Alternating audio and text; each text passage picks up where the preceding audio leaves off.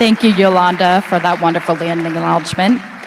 Let's welcome to the stage the CEO of the National Alliance to End Homelessness, Ann Oliva.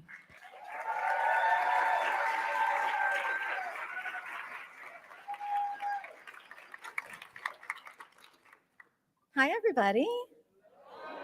Hi. Before I get started, I just want to thank you all for your patience. I figure if there is a crowd that understands patience when dealing with an emergency, it is this crowd. So I appreciate everybody. Thank you so much while we dealt with the medical emergency. All right. And welcome to the Alliance's 2025 National Conference on Ending Homelessness. It is so lovely to see you all in the audience today. Thank you for being here. And I want to thank Dr. Yolanda Stevens for leading us in that beautiful acknowledgement of the land that we are standing on here in Washington, D.C. Can we give her a round of applause, folks?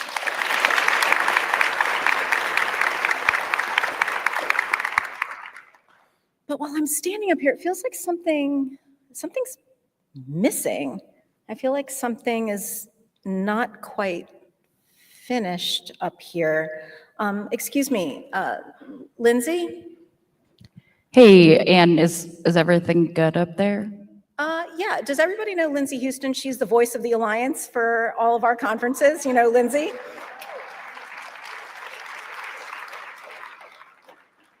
Lindsay, there's something weird happening up here. What day is today? What day is today again? It is June 30th. Oh, right. It's the last day of June. That's what's missing. Can the folks in the control booth help me out here?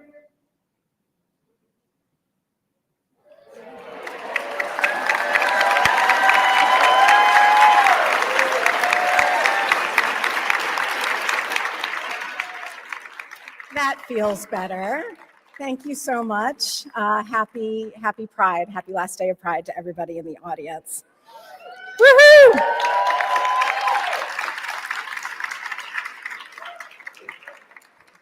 And the point that I'm trying to make is that although we started today acknowledging our tribal and LGBTQ+ partners in particular, the Alliance wants you to know that we see every single person in this audience. We appreciate you, we appreciate your work, and we especially appreciate being in community with you this week.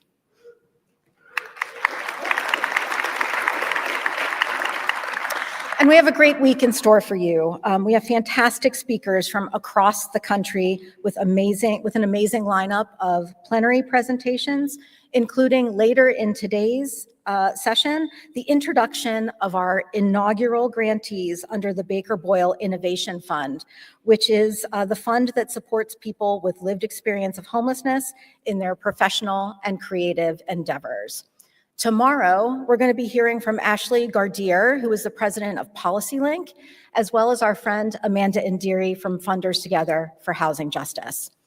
On day 3, we're going to hear from Secretary of Housing and Community Development for the state of Maryland, Jacob Day, and Reverend Joe Williams, who manages Enterprise Community Partners faith-based initiatives. And we have, of course, as always, throughout the next 3 days, our Alliance staff, our friends and allies, speaking in sessions and on the plenary stage. So the theme of this week's conference is inspiring faith that ending homelessness is possible. It's the first of our 3 core values that we announced last summer as the underpinning of the Alliance's work. And as a reminder, those 3 values are: we are inspiring faith that ending homelessness is possible. We are leading with love, equity, and lived experience in all that we do, and we are bringing people home. And this week, we're exploring what it means to inspire faith and how we inspire faith that ending homelessness is possible, because we need that faith to reach our goals in the long run. And to me, inspiring faith isn't just about what we say. It's about how we approach our work. So those of you who know me, you know that I'm from Philly. Well, I'm from Delaware County, which is a county right outside of Philadelphia. Do I have any folks, Philly folks in the audience? There are a few things about Philadelphia that it's just well known for. A very specific accent in Delaware County, where I'm from. Wawa, which is, for those of you who don't know, Wawa is kind of like a Sheetz or a Circle K or a Buc-ee's, but better. We're known for the Eagles. We're known for cheesesteaks. Go Birds. But I think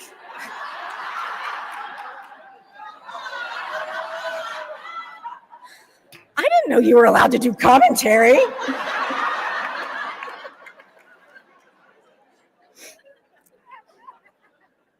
But I think that one of the things that people from Philly are also known for is their attitude, their approach to life.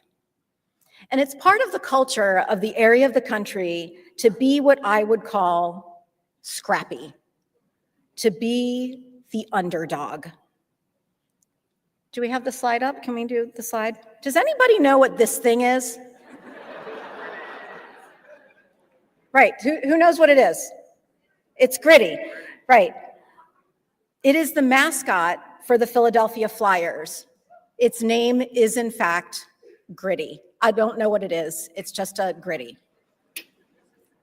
Philadelphia takes having grit so seriously that it created this thing as a mascot for one of its sports teams. The concept of grit is part of the local culture that I grew up with. And when I am asked to describe myself, I often use that word, gritty, scrappy. It was ingrained in me as part of my upbringing, and I'm actually really proud of it. I also think it had something to do with the career that I chose to pursue. And I suspect that it has something to do with the work that everyone in this audience has chosen to pursue, whether you're from Philadelphia or not. And in fact, there's research on this topic. In her TED Talk, Angela Lee Duckworth says that in her research about who succeeds in really challenging environments and why, one characteristic emerged as the most important predictor of success. And it isn't one of the things that you might think. It is not IQ, it is not income, it is not social intelligence.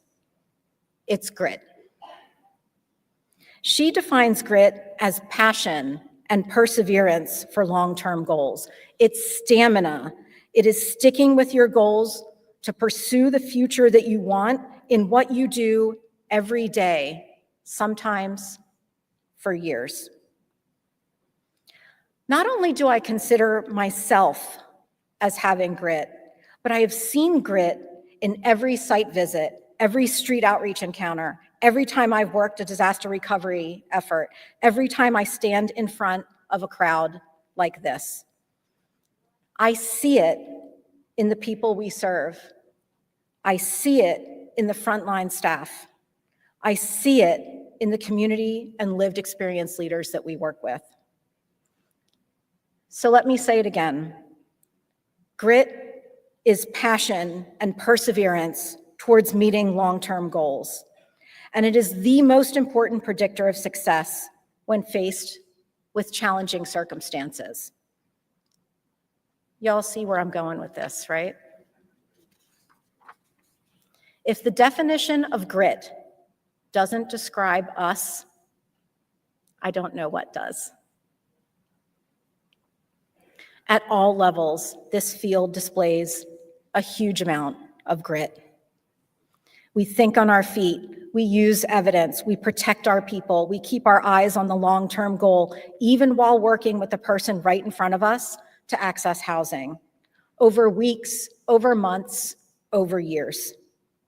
And I think that these skills, this grit, is what will help us be successful as we navigate the current landscape. I think our grit is what will help us inspire faith that ending homelessness is indeed possible.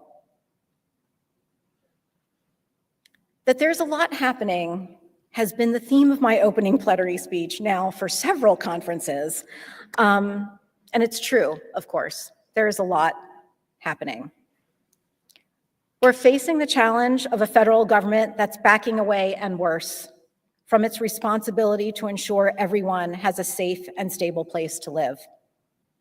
There are countless lawsuits and executive orders. There's a lawsuit that many of your communities are involved in fact, that directly challenges the new requirements in the grant agreements for the Continuum of Care program. The constantly shifting landscape makes it hard to know how exactly to proceed on the macro level, even when we know what it takes to end homelessness, person by person in our communities. And in times like these, we have to start with what we know to be true. We have to start with the facts. The fact is that in 2024, we saw a nationwide increase in the number of people experiencing homelessness on a single night of 18%. The year before that was 12%. The fact is that marginalized people, including Black, Indigenous, and people of color, LGBTQ people, and people with disabilities, continue to be disproportionately impacted by homelessness. The fact is that in 2024, we saw increases reported across all populations and subpopulations except one. Which one? Veterans. And the fact is, thank you for the woohoo, by the way. And the fact is that the decrease in the number of veterans experiencing homelessness is not by accident. For years, we have seen investments in ending veteran homelessness much closer to the scale of need as compared to others. The fact is that when people in a community on average pay more than 32% of their income towards rent, homelessness increases more rapidly. And the fact is that 22.6 million renter households do spend more than 30% of their income on rent and utilities. And that's a big potential pipeline into housing instability and homelessness. The fact is that we're short more than 7 million units of housing that's affordable to households with the lowest incomes nationwide.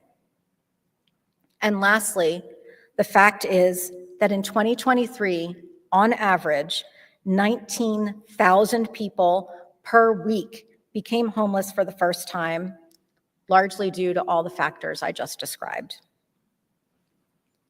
And when that many people are coming into a system that is not resourced for this level of inflow, and the lack of subsidies and affordable units makes it harder than ever to get people out of the homelessness system, the system gets stuck no matter how hard frontline staff are working or how wisely they're using their resources. The affordable housing and homelessness crises are inextricably linked, and that is also a fact. Whether it's 771,000 people or 7 million people or the one family you have in front of you on a given day, this situation that I just described shouldn't be acceptable to anyone. And I know it's not acceptable to anyone in this room. This is the exact moment where we need to unleash our inner Philadelphian, our inner outreach worker, the gritty voice inside of your head, encouraging you to push a little further, to keep your eyes on the goal of housing justice, even while we are doing the hard work of today. When I think about grit and faith, I could talk about a man that I served early in my career who was unsheltered, addicted to alcohol, and a combination of drugs called a speedball. He was considered by some in our system as unhelpable. Some were sure that he was going to die outside. That is, until one day, after months of sustained outreach and engagement by people who had faith in him, he decided to accept help. We got him into a medical rehab that day. And over time, it was a couple of years with the usual battles and setbacks. He reconnected with his kids. He found a job he enjoyed. He got into housing. And one day, we didn't have to subsidize his rent anymore because he was thriving on his own terms.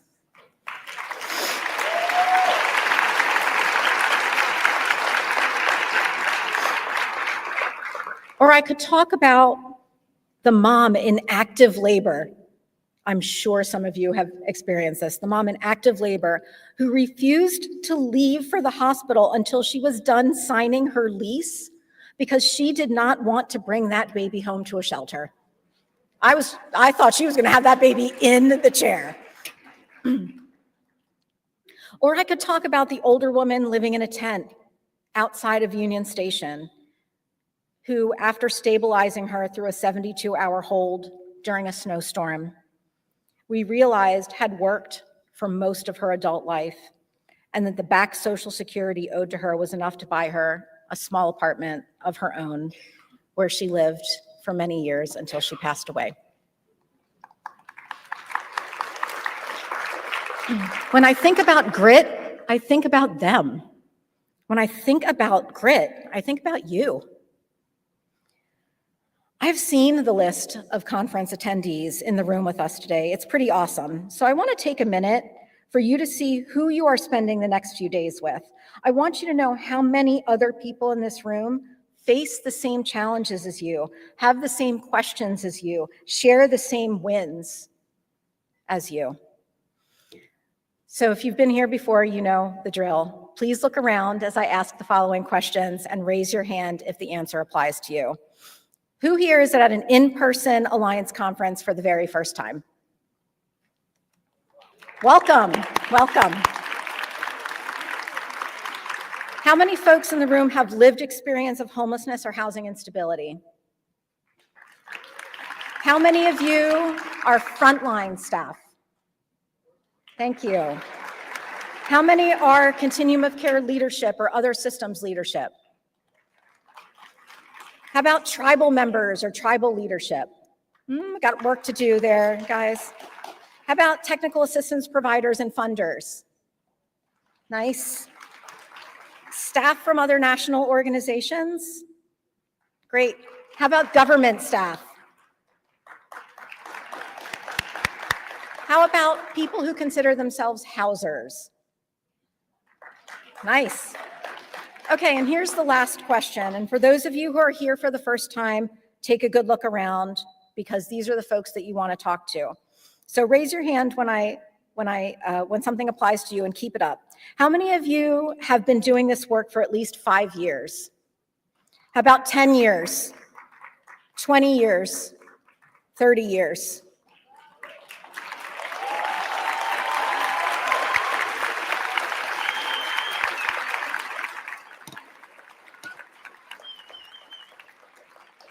You don't get to 30 years without some grit, my friends.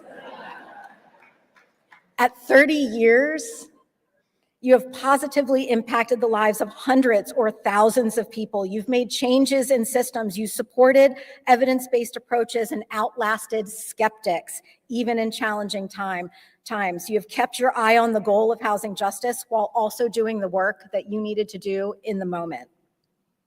So thank you for your perseverance and your grit.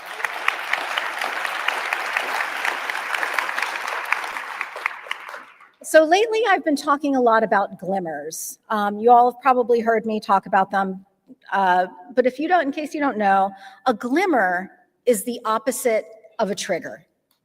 It's an intentional way to ground ourselves in the positive when it is so easy to get lost in the negative. And at the Alliance, we keep a glimmer list on our Slack channel because we want to be clear that good work and progress are happening in communities across the nation. So I want to start with a short list of glimmers. It's not exhaustive, but I want to start in Dallas. Anybody here from Dallas?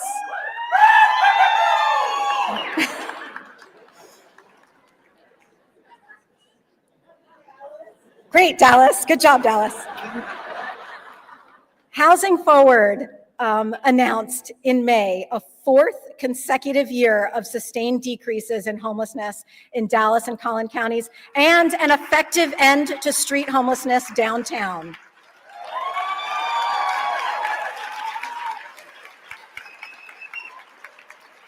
They are proving in Dallas that their community does not have to choose between compassionately solving homelessness and managing public health and safety. They do not have to choose. Anybody here from Ventura County, California? All right, we're going to talk about them anyway. Ventura County, California, homelessness dropped by 16% and unsheltered homelessness went down by 11%. Nice job, Ventura County. In Boston, they opened the largest permanent supportive housing site in New England with 202 units, 140 of which are for people leaving homelessness. Nice job, Boston. Washington State affirmed its commitment to put people first and passed new housing bills to provide rent stabilization, permitting reform, tax incentives to support affordable housing, and more. Nice job, Washington State. Our friends from Hennepin County, are you in the house today? In Hennepin County, they released their preliminary point-in-time numbers showing a 20% decrease in total homelessness since 2024, including a 30% decrease in families with kids and a 14% drop in unsheltered homelessness. Nicely done.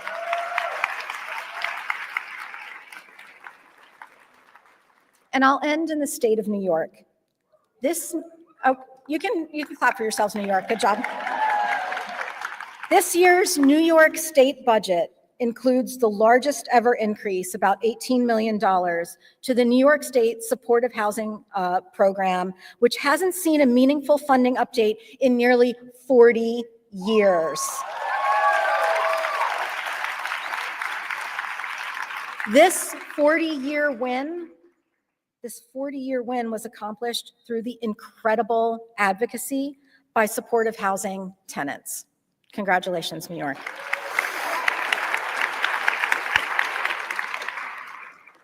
These glimmers are together, inspiring all of us that with grit and perseverance and the use of evidence-based approaches, we can accomplish our long-term goals and inspire our communities to believe that what we want to achieve is possible with the right resources, tools, and approach. And at the Alliance, we've been thinking about our work recently as supporting long-term solutions and interim strategies. We need to help people now while we're building the path towards justice. And our strategic plan includes 4 focus areas and covers all aspects of the Alliance's work. The first area is lived experience and equity. This week, oh, thank you, that's great. This week, you're going to hear about our commitment to supporting equitable policies and practices for the people you serve. Let me be clear here, we are not backing down from what we know is right and will continue to fight for policies and practices that support marginalized people in our nation. Our research team has produced reports that show how homelessness, housing instability, and equity intersect, especially for gender-expansive people and people of color in our workforce. And I am so excited that in a few minutes, you'll hear more about the folks selected as Baker Boyle Innovation Fund recipients. You are going to be floored by these folks. They're amazing.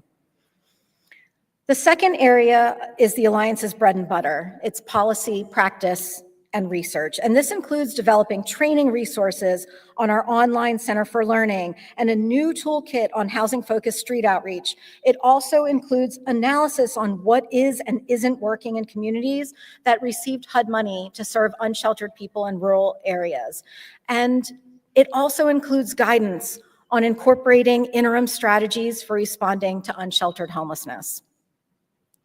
Our research team is running a workforce innovations grant competition that will award $50,000 for communities to experiment with how to better support frontline staff. And we are telling you when you can fight for the resources and policies we need. In a kind of amazing display of community earlier this year, we were able to mobilize 11,000 of you in just a few days to call your members of Congress about the harmful delays in federal funding that you all experienced. When we push back, when we gather together and use our voices, we can have positive impact, and we need to keep pushing. And that's a perfect segue into our third area of focus, community and movement building. We're building out our advocacy muscles and capacity so that local, state, and national leaders have a way to fight for the future that we can all get behind. And we're trying new things on the communications front, including deploying ad campaigns and opinion polling to change the narrative in strategic markets across the country. And the fourth area is about the Alliance's organizational culture and capacity, because we want to be sustainable over time. And that work includes coordinating and collaborating with you, our national and state partners, so that we're staying united as a field. It's a heavy time to be doing this work. So at the Alliance, we're trying to make the lift just a little bit easier in as many ways as we can. I believe that we all have a role to play, some big, some small, some out on the street, some behind a desk or a computer, some raising hell in meetings with your local officials and others strategizing behind the scenes. But we all don't have the same role. So it's up to each of us to bring our skills, our talents, our perspectives, our hearts, and yes, our grit. We can't do this work without it. And we can't do this work without y'all. So here's where I'm going to leave you today. Last year, I went to my niece's graduation from college in California, and I flew to California with my 87-year-old father. After the ceremony, my family was walking by the beach in LA, and my dad said to me, "Aren't you tired?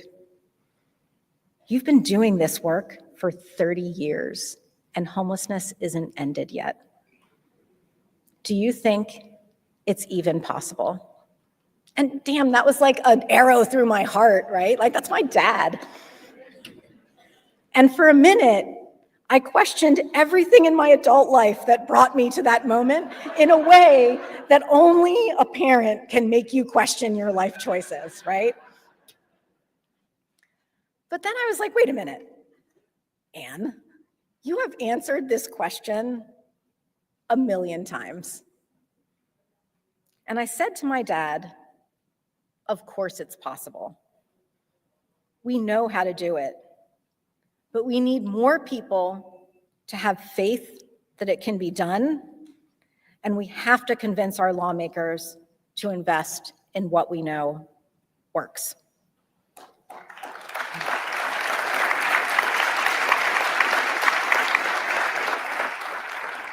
In other words, we have the grit to do it, and I think we will.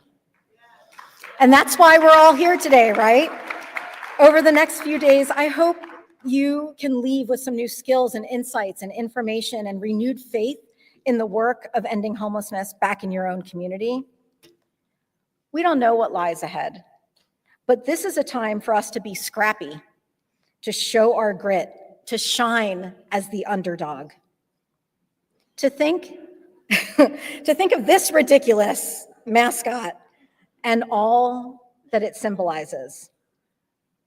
And I'm not saying it's an easy time to have faith, but I think it's the most important time to have faith. The Alliance remains here for you as your partner, and taking a look at the nearly 2,000 people of you in this room, I bet you can find some other people who are here for you too. I'm really looking forward to the next few days of this conference. I hope that by Wednesday afternoon, you leave with a little more faith than you came with. And I just want to thank you all for being here, for your time and your attention. We're going to start the next set of sessions a little bit later at 3 o'clock, so nobody has to run out of the room just yet. We'll start our next set of sessions at 3 o'clock. But thank you all so much for being here, for having me up here, for your incredible energy. I hope you have a great week.